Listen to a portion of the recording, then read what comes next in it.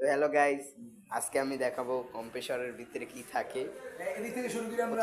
প্রথম থেকেই শুরু না, কম্প্রেসরের ভিতরে কি থাকে সেইটা দেখাবো আগে। আগে দেখাও তাই।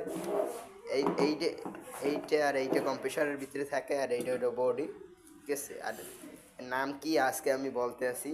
এইটার নাম হলো মোটর মোটর টার্মিনাল, তুমি motor terminal, secondary holding, secondary holding, এইটা প্রাইমারি হোল্ডিং, আর তারপর এইটা আর্মেচার, তারপর শেপ, তারপর এটা রোটর, শেপ, রোটর,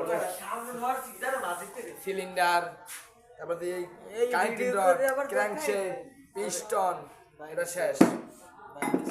এই ডিসপ্লেট, অয়েল অয়েল রিজার্ভার, এবারে এই মাউন্টেন স্প্রিং, তারপর এটা হলো বাল্ব প্লেট, এটা বাল্ব প্লেট, এই suction port, discharge port, charging line, discharge muffler, এই বডি কেসিং বা বডি এটা বললেই হবে।